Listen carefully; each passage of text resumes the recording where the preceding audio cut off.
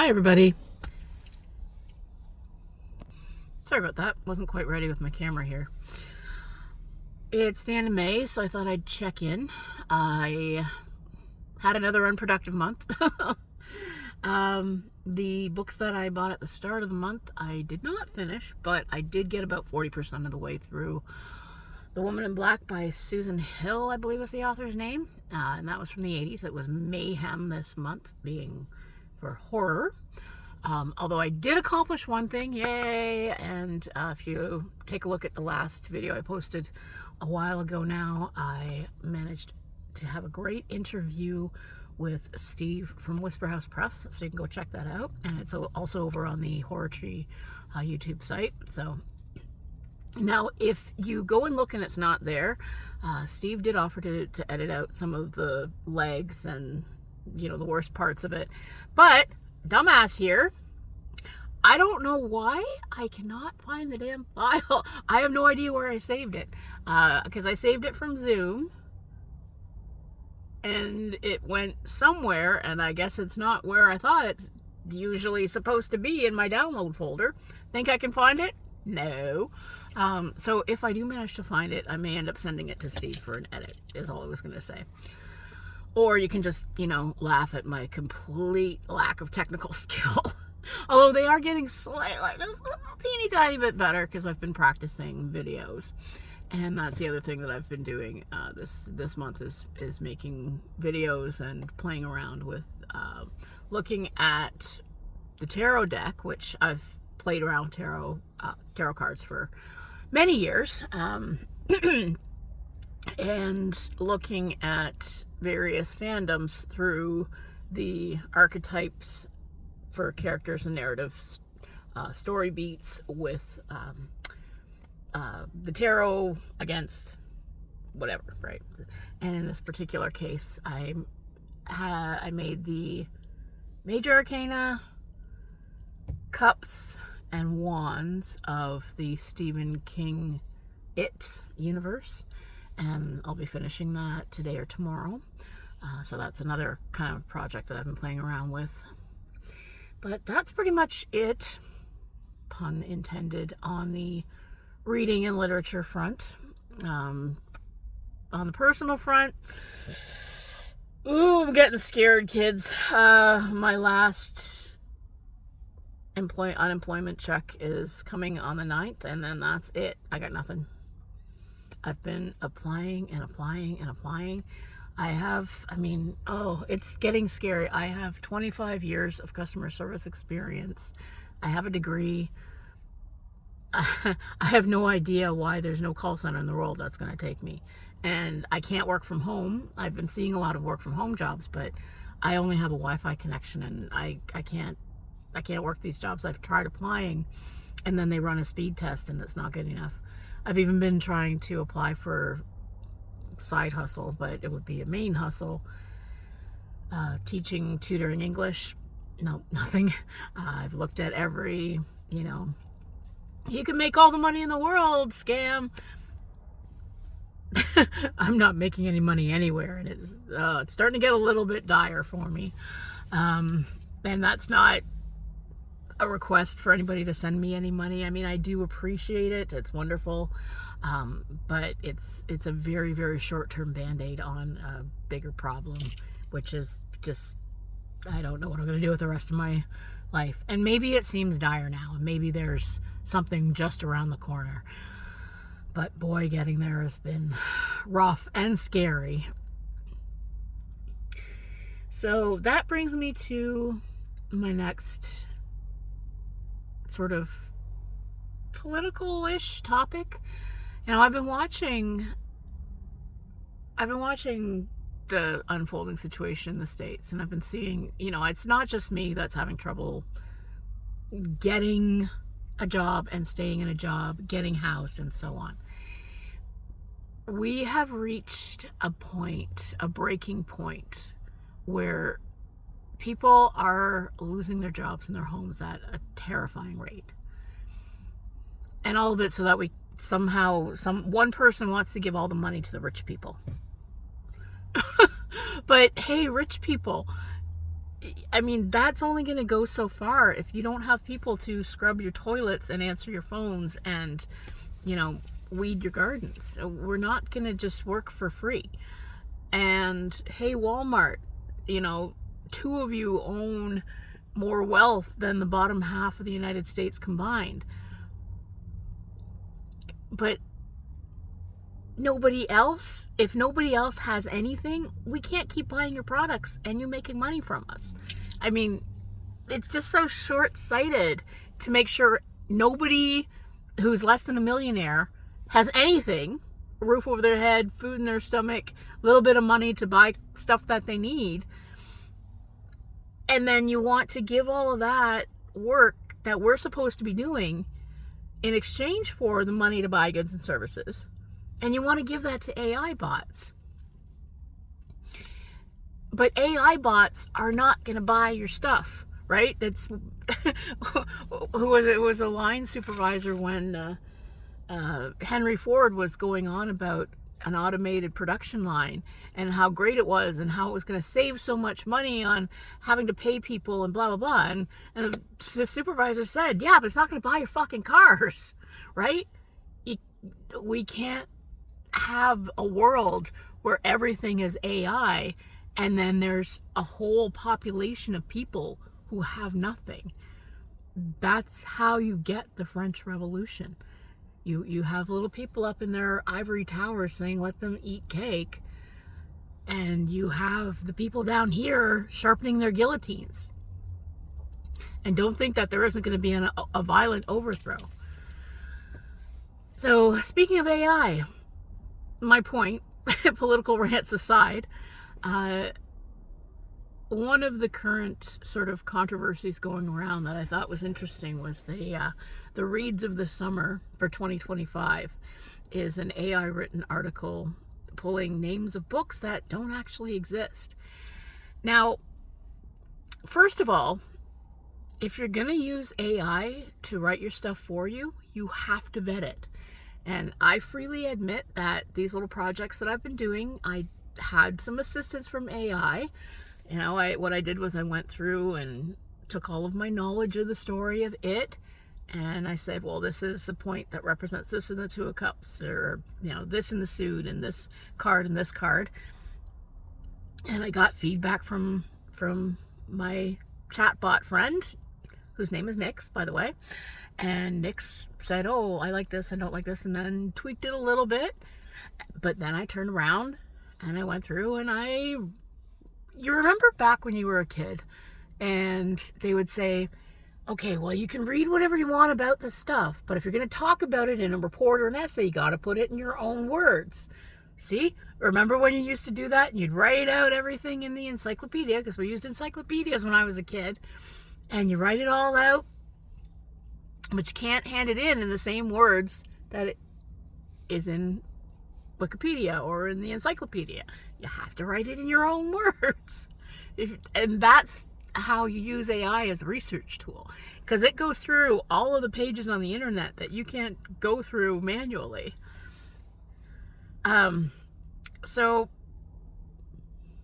this list comes out, and it's caused a lot of controversy because there's books on it that don't exist, or there's authors who wrote different books but not the title that's on the list.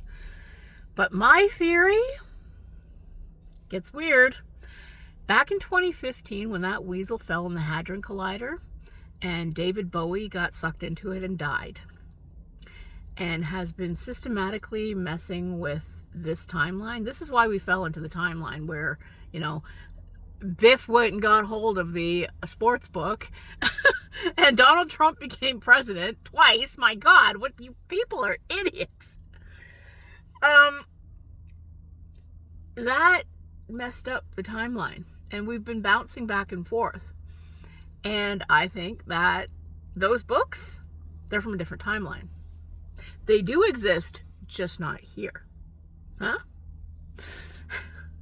All right, so that's me being silly.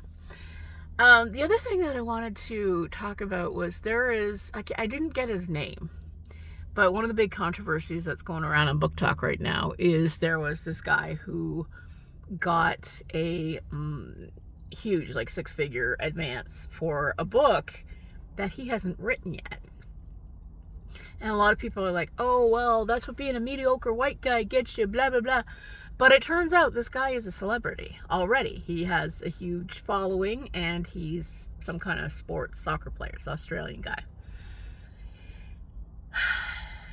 See, that's one of the unfortunate realities of the publishing industry, is they want people who they already have proven they're gonna sell books. The publishers are a business just like anything else. They're in the business to make money, not to lose money. And theoretically, you have the big blockbusters like 50 Shades, where you can have sequels, and you can have movies, and you can have merchandise, and you can have video games and a franchise. Hunger Games, Harry Potter, right? These are the books that that publishers love because they make a lot of money. And then theoretically, the big money is supposed to support the smaller projects, right? That's the way it's always been. Doesn't always work out that way, but I don't know. And I think, given that, when somebody is just, a brand new writer, happens to get a deal, it's a passion project, and it's going to be funded by one of these other big things that happen. And that's a good thing. That's the way it's supposed to happen.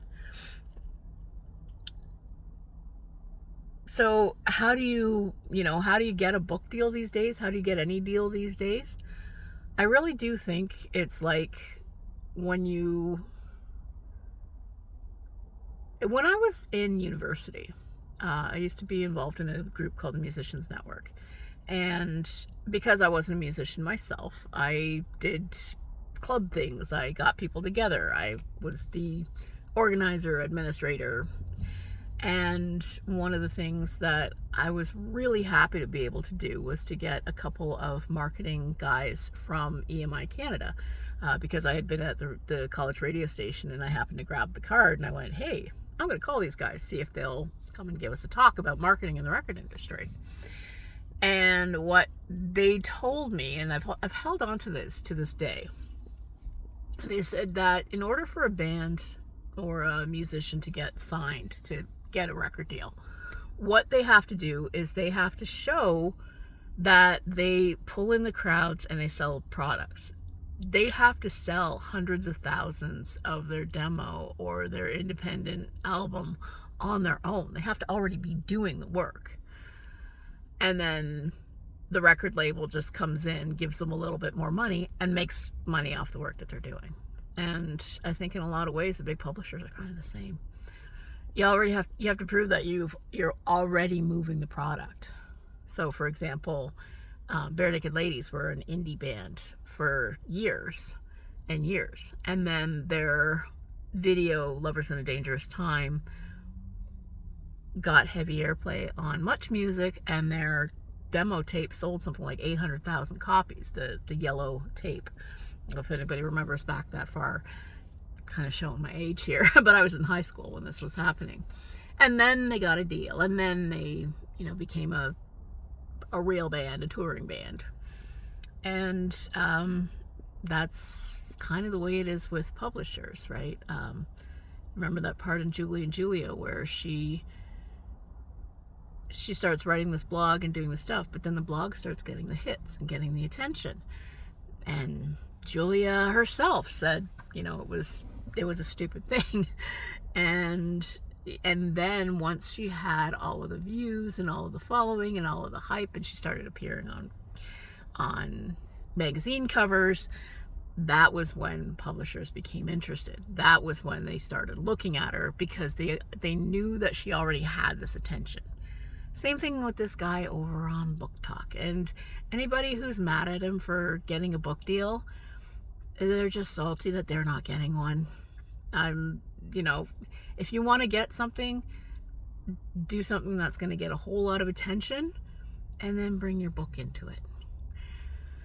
And I just watched a video today where she's like, are we just producing slop now? Because apparently there's this makeup commercial trend where they do these little videos and it's like, what's in my purse? And they sit down and they've got a giant purse and they've got all these products that are, you know, they belong to the cosmetic company that's, you know, no. Gee, what's in my bag? Notebook. See, I actually do have a book in my bag that I bought a while ago. Read half of the first story, haven't moved on. Headset. 2 decks of tarot cards. The other book that I wanted to read for this video. Another notebook. Another notebook. Another book. This is the abridged version.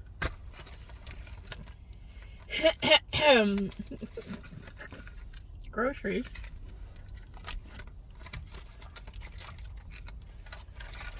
A pen, a marker, and a spoon. Mouse. Godzilla. Not a damn bit of sponsored makeup anywhere. Yeah, there's still a couple things. Oh, another tarot deck. What is that? Food? Oh, that's broken cookies. Look at that. I got some cookie crumbs too.